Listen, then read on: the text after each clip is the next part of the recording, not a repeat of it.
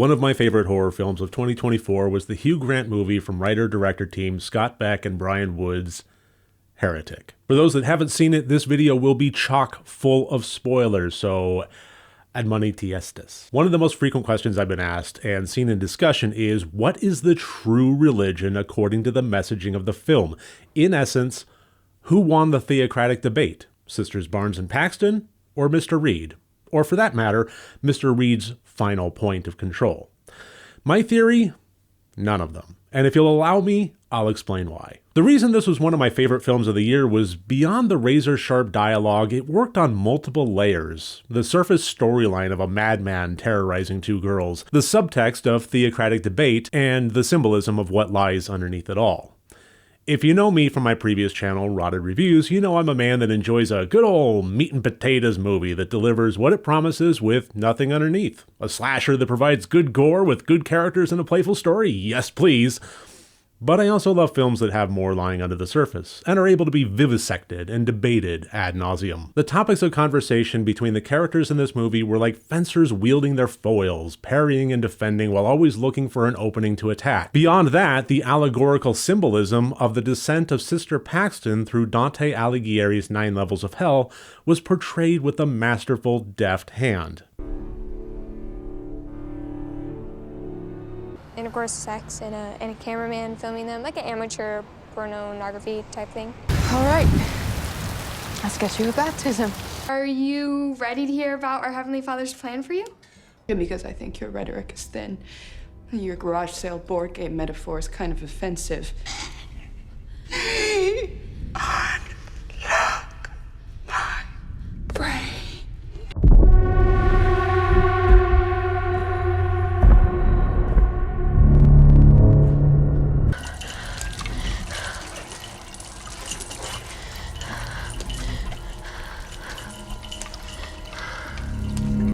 Sorry about the cold. That you have to go doon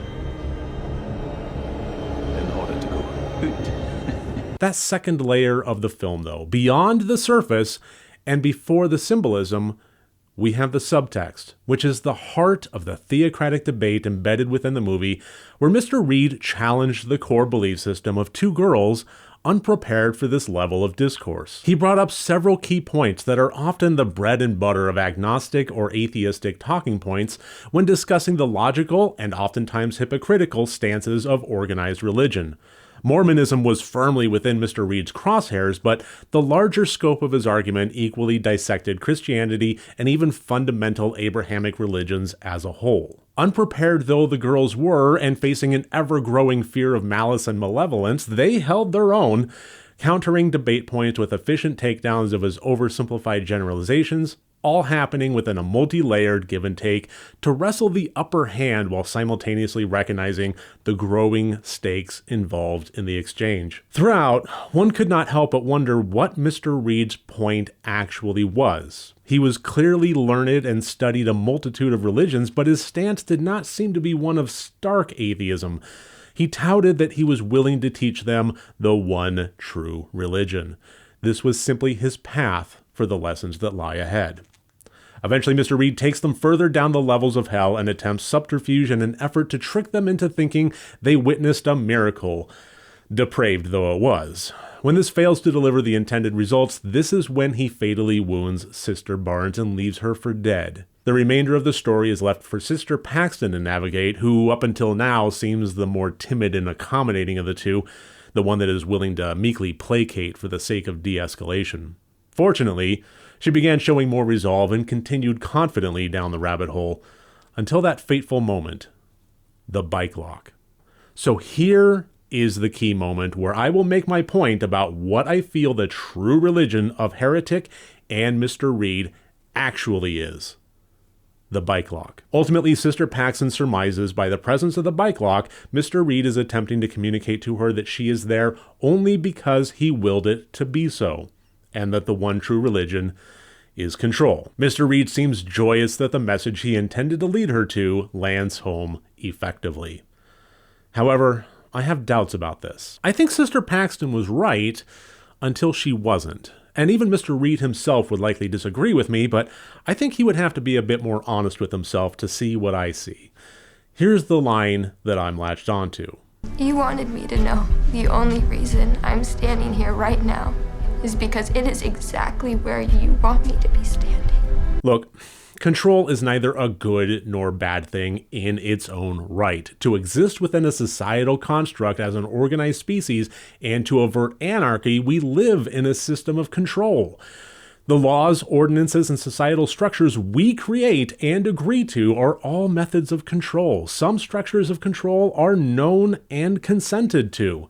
Some structures of control give us the ability to steer it in a direction, building systems within that allow us to guide that control. Some structures only give us an illusion of control and are less consenting, and some forms of control are completely non-consensual and malicious in their intention. Some forms, a lot of forms actually, offer benevolence but only through ulterior motives. Mr. Reed even made that argument, discussing why so many religious relief efforts only visit impoverished areas after a natural disaster. Now, I'm a man that firmly believes that virtuous acts should have no motives beyond virtue itself, but I also can't overlook that when these missionaries do go into these areas, there are people that would have died of starvation, dehydration, or illness that are now looking at a healthy tomorrow with tummies full.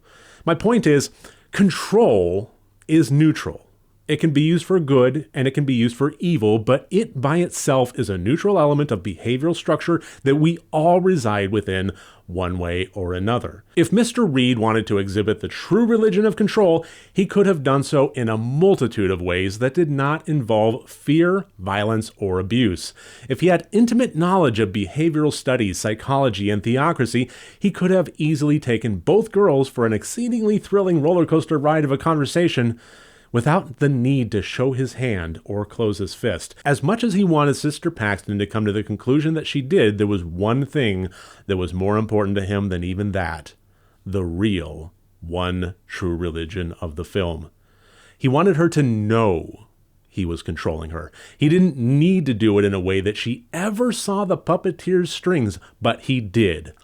Because her knowing he was in control was far more important than him simply being in control. This is the reason for the bike lock. It was a message clear as day, one that didn't need to be sent, but it was sent all the same.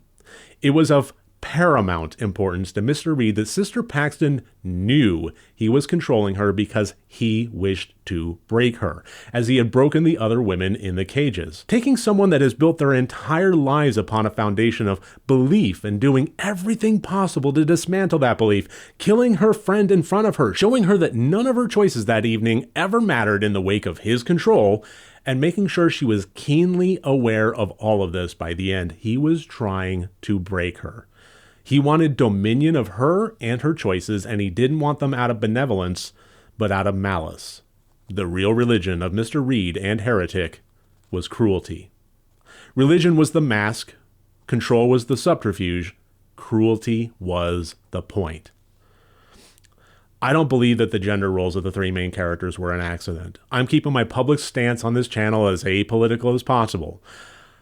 I'm just saying, though, if somebody wanted to argue any parallel between current events and the themes of Mr. Reed exhibiting forceful control over the choices of these women using a mask of religious principles with the ultimate actual intention of cruelty and domination, well, I'd have a hard time coming up with a counter-argument. But what do you think? I would love to hear your thoughts in the comments below about the movie Heretic, about the conversations that happened between the characters, and even about my conclusions within this video. If you did like this, please click that like button and click subscribe. It would help me out a whole lot. And beyond that, I just want to give a big shout out and a thank you from the bottom of my heart to all my Patreon subscribers. You have been very patient with me this year in keeping things going and keeping this channel getting it on its feet, and I really do appreciate it. So thank you from the bottom of my heart. I hope we all have a great holiday season ahead. Thank you so much for joining me here. I look forward to talking to you soon.